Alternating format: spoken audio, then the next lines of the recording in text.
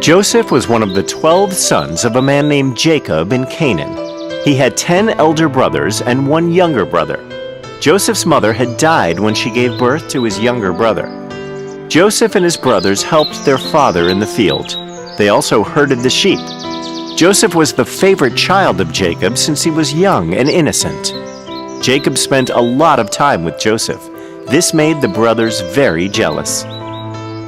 On his 17th birthday, Jacob gifted Joseph a beautiful coat that had all the colors of the rainbow on it. Joseph was very happy, but his brothers were not. They were now even more jealous.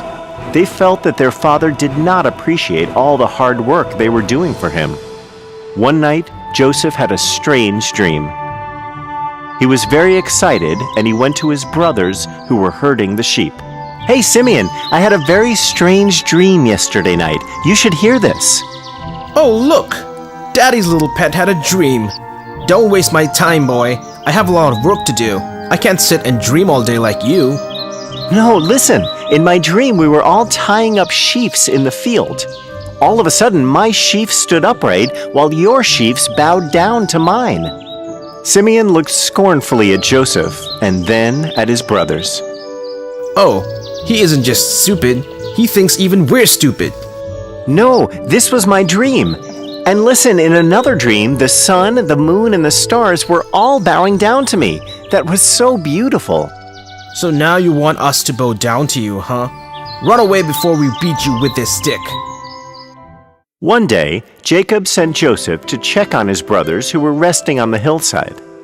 They were actually talking about Joseph and how irritating he was. When they saw Joseph running to them from a distance, they got so angry that they actually planned to kill him. Reuben, the eldest brother, felt strongly against this, but he knew that his brothers were too angry to listen to him.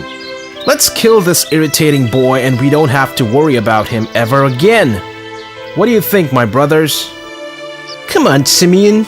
We're his brothers. We can't just kill him. We'll just throw him into this deserted well and decide what to do with him later. That's a good idea. As Joseph came to where their brothers were resting, Simeon and Reuben held him while another brother took off his colorful coat. Then they threw him into the well. The brothers returned home, leaving Joseph all alone in the well. Reuben was sad at what happened. He planned to come around later and rescue Jacob. Just then, they saw a group of merchants were passing by. They were from Egypt and were returning after selling their merchandise. Then Levi, another brother, had an idea. Why don't we sell Joseph to these Egyptian merchants? That way we can get rid of him once and for all without killing him. That's a great idea, Levi. Let's do it. Call those merchants here. We'll also have some money on our hands. Where is Reuben? Will he agree with this? He went to pick up something. Don't worry, he'll agree with us. The brothers tied Joseph's hands behind his back and sold their little brother to the merchants for 20 silver coins. When Reuben came back, he was terrified to hear what his brothers had done, but he could not say anything. The brothers then took Jacob's coat and sprinkled it with the blood of a goat. The brothers went back to Jacob and told him that Joseph had been captured by a wild animal. Jacob burst out crying, and he was deeply saddened for his favorite son's loss. Joseph was sold to a very rich Egyptian named Potiphar. He was an assistant to the Pharaoh. Joseph was very intelligent and hardworking. He was also very handsome. Potiphar was very pleased with Jacob and put him in charge of all his properties. Unfortunately, Potiphar's wife one day had an unnecessary argument with Joseph. Since she was upset with him, she told lies about Joseph to her husband. Potiphar was angry with Joseph and he sent him to jail. When in jail, Joseph overheard two prisoners talking to each other.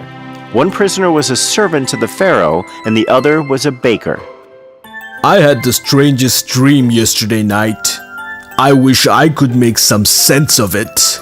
My dreams are even more weird than yours. Maybe I can help you.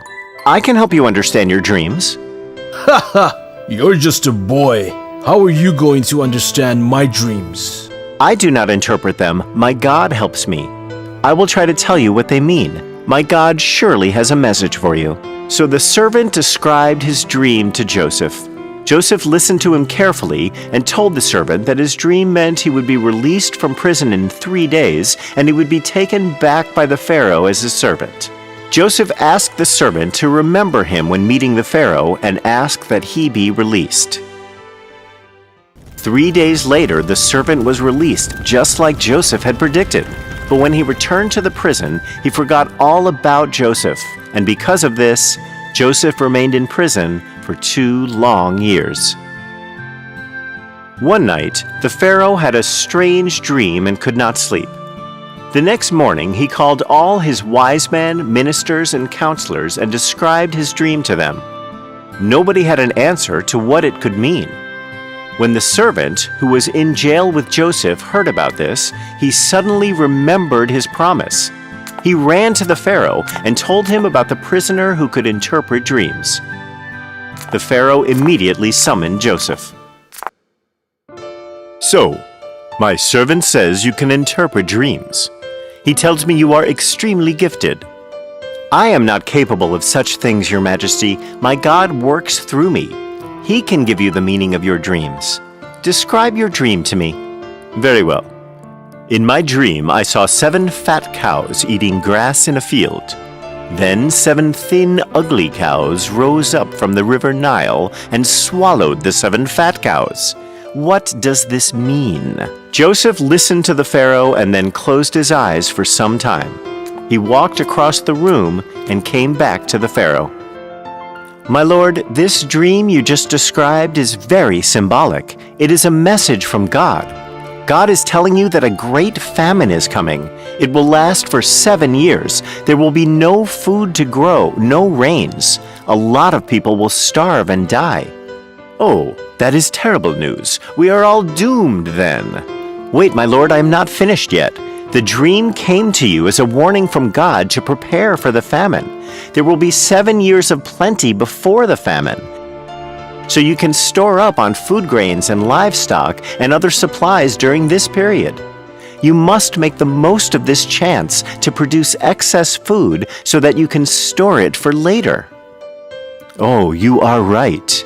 Thank God I found you. This is great news. We will be prepared for the famine. We will produce plenty of food and build up storages for the difficult times.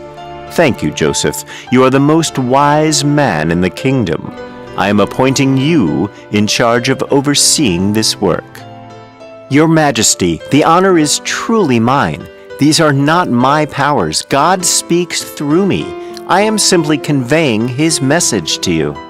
Joseph helped the king to grow extra food grains and build storages during the 7 years of plenty so that people would not starve during the 7-year famine. He was also very popular among the people and earned their love and respect. The 7 years of plenty had passed by. The famine started. In the places around Egypt, animals were dying, lakes and rivers dried up, and people were starving to death.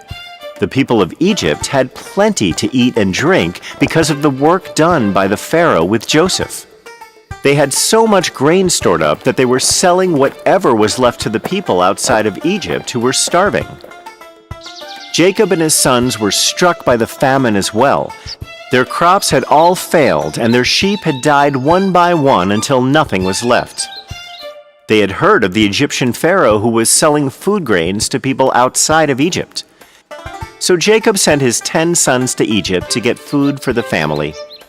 Benjamin, the youngest son, stayed back with Jacob. When the brothers reached the palace of the Pharaoh where the food grains were being distributed, they saw a royally dressed man sitting on a high chair and supervising the distribution of the food. They approached him. It was actually Joseph, but they did not recognize him since it had been 10 years since they had seen him. But Joseph recognized his brothers. He realized that they did not know it was him, and he kept quiet. His brothers greeted him and then bowed down in front of him, just like the dream he had had when he was a boy. Where have you come from? We are from a faraway land called Canaan. The famine has struck us badly. We are a family of 12, and we have come to buy some food grains. Our father is waiting for us at home. I do not believe you. You look like spies. Are you here to bring harm to our people? No, my lord. We're not spies. We're just hungry travelers in search of food. Please give us some food grains and we will be on our way home to our father. Please help us. Okay. Get up. I will sell you my grains. But you must bring your youngest brother and father when you come next time. Thank you, my lord. We will do that. The next time, Jacob and Benjamin went with the other brothers to Egypt to meet the Pharaoh. Joseph was overjoyed to see his father and little brother. After some time, Joseph revealed himself to them. Reuben, I am the brother you sold off to the Egyptians. Oh, my brother, it's really you. What have I done? Do not fear me. I hold no anger against you. Because of you, I was able to meet great people and be of service to these people. I was able to help feed them in the time of starvation. I have earned their love and respect, all because of you. I want all of you to come here in Egypt and live with me. Jacob could not believe that his darling son was alive after all these years. He ran to him and hugged him, while his brothers bowed down to him, just as he had dreamt many, many years ago.